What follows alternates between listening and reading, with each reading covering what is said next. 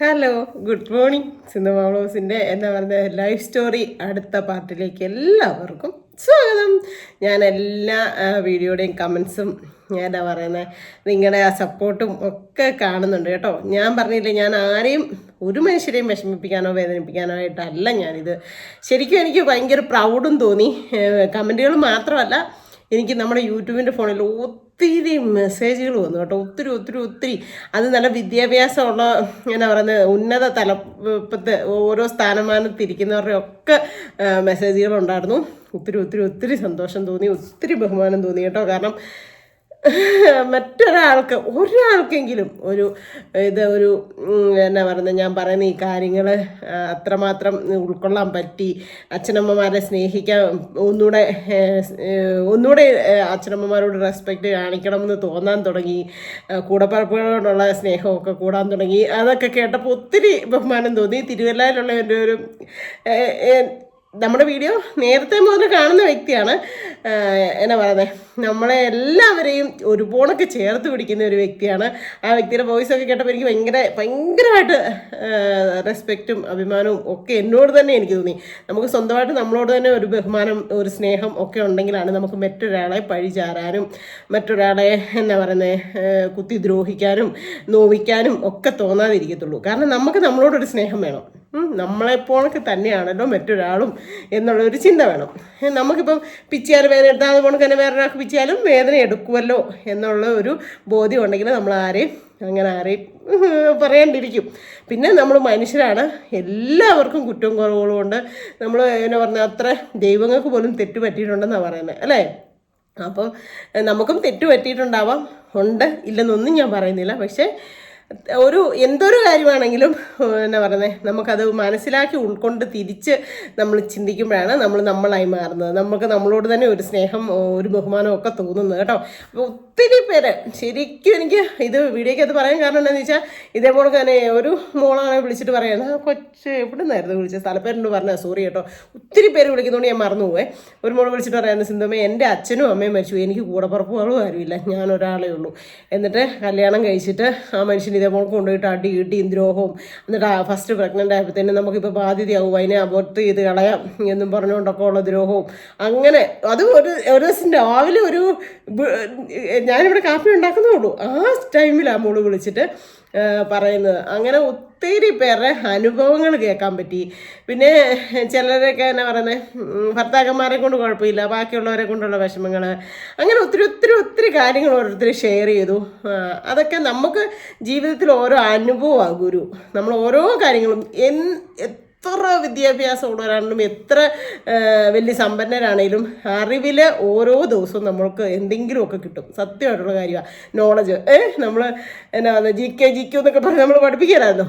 അത് സത്യമായിട്ടും ഓരോ ദിവസം, അല്ലാതെ എല്ലാവർക്കും എല്ലാം തികഞ്ഞവരായിട്ട്, അല്ലെങ്കിൽ എനിക്കെല്ലാം അറിയാം, ഞാനെല്ലാം സംഭവമാണ്, ഞാൻ ഒരു തെറ്റും ചെയ്തില്ല, ഞാൻ അങ്ങനെയാണ് ഇങ്ങനെയാണെന്ന് പറഞ്ഞുകൊണ്ട് നമുക്കിന്ന് പറയാം. പക്ഷെ ഒരിക്കലും അങ്ങനെയല്ല. നമ്മളെല്ലാവരും മനുഷ്യരായിട്ട് പറഞ്ഞേക്കുന്ന ഈ ഭൂമിയിലുള്ളവരെല്ലാവരും എത്ര വലിയ സ്ഥാനത്തിരിക്കുന്നവരാണേലും ഓരോ ദിവസവും ഓരോ കാര്യങ്ങൾ മനസ്സിലാക്കുകയും പഠിക്കുകയും ഒക്കെ ചെയ്ത് തന്നെ മുമ്പോട്ട് പോകുന്നതെന്നാണ് എൻ്റെ ഒരു ഇത് കേട്ടോ. അപ്പോൾ കഴിഞ്ഞ ദിവസം പറഞ്ഞിരുന്നത് കല്യാണാലോചന വരുന്നതില്ലേ, അതിനൊക്കെ മുമ്പായിട്ട് കുറേയും കൂടെ ഉണ്ട് കേട്ടോ. കുറേയും കൂടെ എന്ന് വെച്ച് കഴിഞ്ഞാൽ കല്യാണാലോചനയൊക്കെ അത് കഴിഞ്ഞ് ഒരു 2-2.5-3 വർഷമൊക്കെ കഴിഞ്ഞതിന് ശേഷമാണ് തുടങ്ങി. നമ്മൾ ആദ്യം വീടൊക്കെ വെച്ച് താമസമൊക്കെ തുടങ്ങിയതിന് ശേഷമാണ് കല്യാണാലോചനയൊക്കെ തുടങ്ങിയത്. എൻ്റെ പൊന്നെ, ആ വീട് വെക്കാനൊക്കെ എന്തുമാത്രം കഷ്ടപ്പെട്ടിട്ടുണ്ടെന്നറിയാം, എന്തുമാത്രം ഓർക്കുമ്പോഴേ ഇപ്പം അതാ ഞാൻ പറയാം. അതൊന്നും എൻ്റെ കഴിവെന്ന് ഞാൻ പറയല്ല, ദൈവം തന്ന ഒരു ശക്തി, ഒരു കഴിവെന്നേ പറയാൻ പറ്റത്തുള്ളൂ. അങ്ങനെ ഓരോ വീടുകളിൽ നിന്ന് പണി ചെയ്തൊക്കെ. പിന്നെ എനിക്ക് ആളുടെ മരിച്ചതിന് ശേഷം എനിക്ക് ഭയങ്കരമായിട്ട് ഉറങ്ങാൻ പറ്റാത്ത ഒരു ദിവസം ഉണ്ടായത്, 1-2 ദിവസം ഉറങ്ങിയിട്ടില്ല. ശിവരാത്രിക്ക് പോലും അങ്ങനെ കണ്ണടയ്ക്കാതിട്ടില്ല എന്ന് പറഞ്ഞ ഒരു അവസ്ഥ ഉണ്ടായത് ഞാൻ പറയട്ടെ. ഒരു സൺഡേ ആയിരുന്നേ, ഞങ്ങൾ പ്രാർത്ഥനയ്ക്കൊക്കെ പോയി, ഞാനും മക്കളൂടെ പ്രാർത്ഥനയ്ക്കൊക്കെ പോയി. ബീഫൊക്കെ മേടിച്ചു, കറി വെച്ചു. പിന്നെ സൺഡേ ഉപ്പറയ്ക്ക് പോകും, സാധനങ്ങളെല്ലാം മേടിക്കും, ബീഫൊക്കെ മേടിച്ചുകൊണ്ട് കറി വെച്ചു. അത് കഴിഞ്ഞ് പിന്നെ പ്രാർത്ഥനയ്ക്കൊക്കെ 2 മണിക്കാണ് പ്രാർത്ഥനയ്ക്കൊക്കെ പോയിട്ട് വീട്ടിൽ വന്നു. 4 പേരുണ്ട് ഞങ്ങൾ. നമ്മൾ ബാത്റൂമിൽ പോകണമെങ്കിൽ തന്നെ എന്തേരം വെള്ളം വേണം. അപ്പോൾ താഴെ കുറേ അങ്ങ് പോകണം, ഒരു കുഴൽക്കിണറ ഇങ്ങനെ അടിവമ്പ, അത് അടിച്ച് വേണം വെള്ളം എടുത്തുകൊണ്ട് വരാൻ. അപ്പം ഞാൻ ഓർത്ത് 2 കലവും കൂടെ കൊണ്ട് വെക്കാം. ഒരു പാത്രത്തിലെ കാലിയാകുമ്പോൾ എനിക്ക് ടെൻഷനാണ്. എല്ലാ പാത്രവും നിറഞ്ഞിരിക്കണം. അതെല്ലാം വറുകരിക്കണം. അവിടെ മൊത്തം ഉള്ള പാത്രങ്ങളെല്ലാം നിറഞ്ഞിരിക്കണം. അടുക്കളയ്ക്ക് അതും 2 സ്റ്റീലിൻ്റെ എണ്ണയുണ്ടോ, അതൊക്കെ നിറഞ്ഞിരിക്കണം. പിന്നെ ബാത്റൂമിനകത്താണേലും ചെറിയൊരു കുറ്റിയുണ്ടോ, അതൊക്കെ നിറഞ്ഞിരിക്കണം. അപ്പോൾ ബാത്റൂമിലെ കുറ്റിക്കകത്ത് ഒരു 2 കലം കൊണ്ട് കൊണ്ടൊഴിക്കാൻ പറ്റും. കാരണം ഇതുങ്ങളൊക്കെ ഇടയ്ക്കിടയ്ക്ക് പോവല്ലേ. അപ്പം എന്നാൽ 2 കലം വെള്ളം കൂടെ കൊണ്ടുവരാമെന്ന് വിചാരിച്ചുകൊണ്ട് ഞാൻ വെള്ളത്തിന് വന്നു. ഇപ്പം മോള് കിടന്ന് ഉറങ്ങുക. അപ്പോൾ എന്നോട് എൻ്റെ മോൻ വന്നിട്ട് ചോദിച്ചു, അമ്മ ഞാൻ നെൽസൻ്റെ വീട്ടിലൊന്ന് കളിക്കാൻ പോകട്ടെ എന്ന് ചോദിച്ചു. തൊട്ടടുത്താന്നേ, 2 അടിയേ ഉള്ളൂ. അപ്പം ഞാൻ പറഞ്ഞു, വേണ്ട മോനെ, മോൾ ഉറങ്ങുമല്ലേ കൊച്ചി, ഇവിടെ ഇരിക്കുന്നു ഞാൻ ഫസ്റ്റ് പറഞ്ഞതാണ്. അത് അമ്മ അവൾ ഉറങ്ങുമല്ലേ, വലിയ ചേച്ചന് ഇവിടെ ഇല്ലേ, ഞാനൊന്ന് പൊക്കോട്ടെ കളിക്കാൻ. അപ്പം ഞാൻ ഓർത്ത് കുഞ്ഞുങ്ങളല്ലേ, അതുങ്ങൾക്ക് ഇച്ചിരി സമയമൊക്കെ അല്ലേ ഇതുള്ളൂ, ശരി പൊക്കോളാൻ പറഞ്ഞു. എന്നിട്ട് ആദ്യം ഞാൻ പോകണ്ടെന്ന് പറഞ്ഞതാണ്. അത് കഴിഞ്ഞ് പൊക്കോളാൻ പറഞ്ഞിട്ട് ഞാൻ വെള്ളത്തിന് പോയി 1 കൊല്ലം കൊണ്ട് ഒഴിച്ചു. അത് അടുത്തതിന് പോയിട്ട് പകുതിക്ക് എത്തിയപ്പോഴത്തേനും ഇവൻ്റെ വലിയ വായിലുള്ള കാർച്ച കേൾക്കാം. എൻ്റെ പൊന്നെ കേട്ടവാ, നിരപ്പൊരു ശകലമില്ല. ഞാൻ ഇനി ഒരു ദിവസം പോയി അവിടെ എല്ലാം ഞാൻ നിങ്ങളെ വീഡിയോ എടുത്ത് കാണിക്കാം, ഞാൻ താമസിച്ചുകൊണ്ടിരുന്ന സ്ഥലമൊക്കെ. എന്നിട്ട് പിന്നെ കയറ്റമല്ലേ. അപ്പം ഞാൻ പകുതി എത്തിയപ്പോഴത്തേക്കും നെൽസൺ മുഴുത്ത കൊച്ചു വിളിക്കുന്നുണ്ട്, സിന്ധുവമ്മേ ഓടിവായോ എന്ന്. ഓടാൻ പറ്റുമോ, ശ്വാസം മുട്ട് ഒരു വിധത്തിലാണ് വെള്ളം കയറ്റിക്കൊണ്ട് വരുന്നത്. എന്നിട്ട് ഞാൻ വെള്ളം കൊണ്ട് നരലിൻ്റെ ഒട്ട് താത്തു വെച്ചിട്ട് ഓടി കയറി ചെന്നു. ഞാൻ കയറി ചെല്ലുമ്പോൾ കാണുന്നത് അവരുടെ അടുക്കള മുറ്റത്ത് പുറത്ത് ഇവനിങ്ങനെ നിൽക്കുക, കണ്ണ് നിറഞ്ഞ് ഒഴുകുന്നുണ്ട്. പിന്നെ ചുകരേ ഇരിപ്പുണ്ട് ഇവിടെയൊക്കെ. ദേഹം മൊത്തം വെള്ളവും വെള്ളം ഇങ്ങനെ ഒഴുകുക, ദേഹത്തോടെ തുപ്പുന്ന വെള്ളം ഒഴുകുക. അപ്പോൾ എൻ്റെ മനസ്സിൽ പോയത് ഇവർ കളിച്ചു, അവരുടെ വെള്ളത്തിനകത്തേക്കാണ്ട് പോയി മറിഞ്ഞു വീണു. ഒരു വെച്ച് വെള്ളത്തിനകത്തേക്കാണ്ട് മറിഞ്ഞു വീണു. ആ ചേച്ചി അന്നേരം ഞാൻ പറഞ്ഞില്ലേ, പിന്നെ നമ്മളെപ്പോഴും തന്നെ ആ കുഴിയിൽ നിന്നാണ് വെള്ളം കോരുന്നത്. അന്നേരം ആ ചേച്ചി പ്രഗ്നൻ്റ് ആണോ, അല്ല അന്നേരം കുഞ്ഞു കൊച്ചുള്ള സമയമാണെന്ന് തോന്നുന്നു, 3ാമത്തെ കുഞ്ഞു കൊച്ചും കൂടെ ഉള്ള സമയമാണ്. എന്നിട്ട് ഞാൻ ചെന്നത് എന്നാന്ന് പറയാം, അവിടെ അത്തിട്ട് നിന്നൊരു കമ്മ്യൂണിസ്റ്റ് വെള്ളം അടിച്ച്, ഈ വെള്ളമുള്ളൊരു കമ്മ്യൂണിസ്റ്റ് വെള്ളം അടിച്ചിട്ട് മുട്ടിന് അവിടെ ഒരു 2 എണ്ണം കൊടുത്തു. ഞാൻ പറഞ്ഞാണോ അവിടെ അതിനോട് കയറി പോകണ്ടാന്ന് എന്ന് ചോദിച്ചു. മുട്ടിന് താഴെ 2 എണ്ണം കൊടുത്തു കഴിഞ്ഞപ്പോഴത്തേന് എൽസി ചേച്ചി പറഞ്ഞു, എടി അടിക്കാതി കൊച്ചിനെ അടിക്കണ്ട, എടി വായിന്ന് ചോര വിട്ടി, നാക്കോ ചുണ്ടോ മുറിഞ്ഞിട്ടുണ്ടടി എന്ന് പറഞ്ഞു. അപ്പോഴത്തേക്കും ഞാൻ പൊളിച്ച് നോക്കിപ്പോണ്ടല്ലോ, ഈ ഫ്രണ്ടിലത്തെ ഉണ്ടല്ലോ 4 ബെല്ല അകത്തോട്ടായിട്ട് പോയി. ഇങ്ങനെ അങ്ങോട്ട് വിട്ടിട്ടില്ല, ഈ മോളിൽ നിന്ന് ഇങ്ങനെ അങ്ങോട്ട് ഇതായിട്ട് 4 ബെല്ല അകത്തോട്ട് പോയി. എനിക്കറിയാം, അടിക്കുകയും ചെയ്തില്ലേ. എനിക്ക് പിള്ളേർ വീഴുന്നത് കാണത്തില്ല, വീഴുന്നതും ഇഷ്ടമില്ല, കരയുന്നതും ഇഷ്ടമില്ല. അപ്പോൾ ഞാൻ 2 എണ്ണം കൊടുക്കും മുട്ടിന്. ഞാൻ കൈ വെച്ച് പൊത്തൊന്നും കൊടുക്കില്ല, വടിയെടുത്തിട്ട് ജനലിലൊക്കെ എൻ്റെ വടി കാണും, ഒന്നേ ഈർക്കിലിയായിരിക്കും, അല്ലെ ചുമ്മാ കുഞ്ഞി വടിയായിരിക്കും, മുട്ടിന് താഴോട്ടേ കൊടുക്കത്തുള്ളൂ. എന്നിട്ട് അടിക്കുകയും ചെയ്തു. എനിക്കെൻ്റെ എന്നാ ചെയ്യേണ്ടത് നടത്തിയില്ലാത്ത അവസ്ഥയായിപ്പോയി. ആ ചേച്ചിക്ക് 3 കുഞ്ഞുങ്ങൾ, താഴെ ചാച്ചനും ഉണ്ട്, കൊച്ചുമുണ്ട്, ആരുമില്ല ഒന്ന് സഹായിക്കാനായിട്ട്. സന്ധ്യ ആകാറുമായി. എൻ്റെ പൊന്നെ പ്രാർത്ഥന കഴിഞ്ഞ് 4 മണി കഴിഞ്ഞ് വന്ന് കഴിഞ്ഞിട്ട് അവിടെ സംഭവം ഇത്. ഞാൻ പെട്ടെന്ന് ഇതിനെ എടുത്തുകൊണ്ട് ഓടി ഇറങ്ങി താഴെ വന്നിട്ട് എങ്ങനെയെങ്ങോ അവർ വെള്ളം ഒഴിച്ചതാ തലവഴി ഒഴിച്ചാൽ ചോര നിൽക്കുമെന്ന് ഓർത്തുകൊണ്ട് ഒഴിച്ചതാ. പെട്ടെന്ന് തല തോർത്തി തല ഇങ്ങനെ കുലുക്കിയപ്പോഴത്തേനും ഇവന് ഈ മരപ്പ് കൂട്ടി അകത്തോട്ടായി പോയപ്പോഴത്തേനും മരച്ചുപോയി. മൊത്തത്തിൽ തല മൊത്തം മരച്ചുപോയി. തല ഞാൻ തോർത്തിയപ്പോഴത്തേനും വലിയവായി കാറുക. തല തോർത്തി ഒരു വിധത്തിൽ ഉടുപ്പെടുത്തിട്ട്, വണ്ടി ഉണ്ടോ ഓട്ടോ ഉണ്ടോ ഒന്നുമില്ല. ഞാൻ എടുത്ത് അറിവാകുകയും ചെയ്തു. 4.5 വയസ്സുണ്ടെന്ന് എനിക്ക് തോന്നുന്നു. 4 എത്ര വയസ്സുണ്ടോ ഞാൻ ഓർക്കുന്നില്ല. 1ാം ക്ലാസ്സിൽ ചേർത്ത് കഴിഞ്ഞാണ്ടാണെന്ന് എനിക്ക് തോന്നുന്നത്. അത് എൻ്റെ കറക്റ്റ് എനിക്ക് ഓർമ്മയില്ല. എടുത്ത് തോളയിട്ടു. എൻ്റെ മോൻ കരയുണ്ടെന്ന് പറഞ്ഞ് കൊട്ടിക്കൊടുക്കുന്നുണ്ട്. എന്നിട്ട് ഓടുക. അവിടുന്നേ ഒറ്റ വണ്ടി ഇതൊന്നുമില്ല. ഈ ഓട്ടം കണ്ട അയലോക്കാരൊക്കെ ചോദിക്കുന്നുണ്ട് എന്നാന്ന് ചേച്ചിമാരൊക്കെ. അപ്പം ഞാൻ പറഞ്ഞു, ഇങ്ങനെ വീണെന്ന ചേച്ചി, പല്ല് മുറിഞ്ഞു എന്നൊക്കെ പറഞ്ഞുകൊണ്ടാണ് ഓടുന്നേ. എന്നിട്ട് സിറ്റി വരെ വന്നിട്ട് ഞാൻ സിറ്റിയിലെങ്ങും നമുക്ക് ഉപ്പുവര ആശുപത്രിയില്ല. പരപ്പയിൽ നമ്മുടെ മാതാവിൻ്റെയൊക്കെ അപ്പുറത്ത് ഒരു ആശുപത്രിയുണ്ട്. പരപ്പ സിറ്റിയിൽ ഒരു ആശുപത്രിയുണ്ട്. ഒരു മുസ്ലിം ഡോക്ടറാണ് അവിടെ ഇരിക്കുന്നത്. എന്നാ ഹാരീസെന്നോ അങ്ങനെ കണ്ടായിരുന്നു ഡോക്ടറുടെ പേര്. എന്നിട്ട് അവിടെ കൊണ്ടുവന്ന് കഴിഞ്ഞപ്പോഴത്തേക്കും ഞാൻ പറഞ്ഞു, ഡോക്ടറെ 4 പല്ലും അകത്തോട്ടാക്കി പോയി ഡോക്ടറെ എന്ന് പറഞ്ഞ് ഞാൻ കരയുവാ വലിയവായി. അപ്പോഴത്തേക്കും ഡോക്ടർ ഇങ്ങനെ കൈയൊക്കെ വെച്ച് നോക്കിയിട്ട് പറഞ്ഞു പോകാനുള്ളതാണ്. പക്ഷേ മെയിനായിട്ടുള്ള ഞരമ്പ തലച്ചോറിനൊക്കെ എന്തെങ്കിലും കേടുപാട് വരികയല്ലേ, കൊച്ചിനെ സൂക്ഷിക്കണ്ടേ നോക്കണ്ടേ എന്നൊക്കെ ചോദിച്ച് എന്നെ ഒരു 4 വഴക്ക് പറഞ്ഞു. എന്നിട്ട് പിന്നെ എന്നാണ്ടെല്ലാം കാണിച്ച് മരുന്നൊന്നും ഒട്ടിക്കാനോ ഒന്നും പറ്റത്തില്ലല്ലോ, ഇവിടെ അല്ലേ വേറെ പൊട്ടുമല്ലേ, ഇതാ പല്ല് 4 ഇങ്ങനെ അകത്തോട്ടായിപ്പോയി. എൻ്റെ പൊന്നു ദൈവമേ. എന്നിട്ട് എന്നാണ്ട് മരുന്നെല്ലാം തന്ന് പിന്നെ ഞാൻ പറഞ്ഞില്ലേ, ഞാൻ എപ്പോഴാണേലും ഒരു 500 രൂപ എൻ്റെ ഈ സൂക്ഷിച്ച് വെക്കും. എപ്പോഴാണ് ഒരാവശ്യം വരുന്നതെന്ന് നമുക്കറിയാൻ പറ്റത്തില്ല. അന്നും ഈ പറഞ്ഞ കണക്ക് പ്രാർത്ഥനയ്ക്കൊക്കെ പോയിട്ട് വന്നാൽ എന്നിട്ടും ആ ഒരു 500 രൂപയും പിന്നെ എന്നോട് ഇച്ചിരി ചില്ലറ പൈസയും എൻ്റെ കയ്യിലുണ്ടായിരുന്നു. എന്നിട്ട് ആ മരുന്നും മേടിച്ച് കുറേ മരുന്നും എല്ലാം അവിടെ നിന്ന് തന്ന് ഇത് പിന്നെ ഇഞ്ചക്ഷനും ഒക്കെ എടുത്തിട്ട് TTO ഇഞ്ചക്ഷനോ എന്നാണ്ടൊക്കെ എടുത്തു. എന്നിട്ട് എന്നോട് പറഞ്ഞു പിന്നെ പിറ്റേ ദിവസം കൊണ്ടുവരണമെന്ന് പറഞ്ഞു. എന്നിട്ട് എന്നാ ചെയ്യേണ്ടതെന്ന് എനിക്ക് അറിയത്തില്ല, സന്ധ്യയും വാങ്ങി. അപ്പോഴത്തേക്കും ഞാൻ താഴെ ഇറങ്ങി പിന്നെ ഇതിനെന്നാ കൊടുക്കുന്നത്, എന്നേലും തിന്നാൻ പറ്റുമോ? എന്നിട്ട് എന്ത് പറഞ്ഞു, കട്ടിയായിട്ടൊന്നും കൊടുക്കണ്ട, പിന്നെ ഒന്നെങ്കിൽ കഞ്ഞിയായിട്ടുണ്ടാക്കിയിട്ട് ശരിക്കും ഞെരടിയിട്ട്, അന്ന് മിക്സിയൊന്നും ഇല്ല, ശരിക്കും ഞെരടിയിട്ട് കുടിക്കാൻ പറ്റുമെങ്കിൽ കുടിപ്പിക്കുക. പക്ഷേ ആ ഇതിൻ്റെ ഇടയ്ക്കൊന്നും ഒരു സാധനവും കയറിയിരിക്കരുത്, അത് അണുക്കളായിട്ട് പിന്നെ ഇത് പ്രശ്നമാവും. പല്ല് തേപ്പിക്കാൻ പറ്റിയല്ല. എൻ്റെ പൊന്നെ എനിക്കറിയത്തില്ല. എന്നിട്ട് ഞാൻ അവിടെ നിന്ന് തിരിച്ചും എനിക്ക് എടുത്തുകൊണ്ട് വരാൻ പറ്റത്തില്ല. എന്നിട്ട് അവിടെ നിന്ന് ഒരു ഓട്ടോ വിളിച്ച് വീട്ടിൽ വന്നു. വീട്ടിലോട്ട് ഓട്ടോയ്ക്ക് വന്നപ്പം ഞാൻ സിറ്റി വന്നപ്പോഴത്തേനും വിജയമാനെ കണ്ടു. വിജയമാൻ ചോദിച്ചു എന്നാന്ന് ചോദിച്ചുകൊണ്ടേ മുഖമെല്ലാം കൂടെ അന്നേരത്തിനും വീങ്ങി കുത്തി. എന്നാന്ന് ചോദിച്ചുകൊണ്ട് ഓട്ടോയുടെ അടുത്തോട്ട് വന്നു. ഞാൻ പറഞ്ഞു വീണോ അമ്മാവ, എന്നെ എന്നാ 4 പല്ലും ഇങ്ങനെ അകത്തോട്ടായി പോയെന്ന് പറഞ്ഞു. അമ്മാവനും കൂടുപാടെ വഴക്ക് പറഞ്ഞു. കൊച്ചുങ്ങളെ നോക്കണ്ടേ, നീ എന്നാ ഉണ്ടാക്കിക്കൊണ്ടിരിക്കുമായിരുന്നു ചോദിച്ചു. അമ്മാവനും ഒരു 4 വഴക്ക് പറഞ്ഞു. എന്നിട്ട് എന്നിട്ട് നേരെ വീട്ടിലോട്ട് പോയി. അമ്മാവൻ സന്തോഷനോടെങ്ങാണ്ട് പറഞ്ഞു, എടാ സിന്ധു ആശുപത്രി പോയിട്ട് പോകുന്ന കണ്ടു, കൊച്ചിൻ്റെ പല്ല് 4 ഇങ്ങനെയായിരുന്നു. എന്നിട്ട് അവൻ വണ്ടിപ്പണിയും കഴിഞ്ഞിട്ട് സന്ധ്യയായപ്പം വീട്ടിൽ വന്ന് എടുത്ത് മടി വെച്ചോണ്ട് കുറേ സമയം സിറ്റോട്ടി ഇരുന്നു. എന്നിട്ട് എൻ്റെ മോൻ സൂക്ഷിക്കണ്ടേ അങ്ങനെ എങ്ങനെയാണെന്നൊക്കെ പറഞ്ഞുകൊണ്ട് എന്നെ സന്തോഷം എന്നെ ഒരു നാളെ പറഞ്ഞു, പിള്ളേരെ നോക്കാഞ്ഞിട്ടല്ലേ അങ്ങനെയല്ലേ ഇങ്ങനെയല്ലേ എന്ന് പറഞ്ഞു. അപ്പോൾ എന്നെ വന്നാലും നമുക്ക് ആ വഴക്കം ഓർത്തോണം. എന്നിട്ട് എൻ്റെ പൊന്നെ എനിക്കറിയത്തില്ല, ഒരു കുറേ സമയം കഴിഞ്ഞപ്പം തുടങ്ങി മുഖം നീര് വെച്ച് വികൃതമായിട്ട് നമുക്ക് കണ്ടു നിൽക്കാൻ പറ്റത്തില്ല.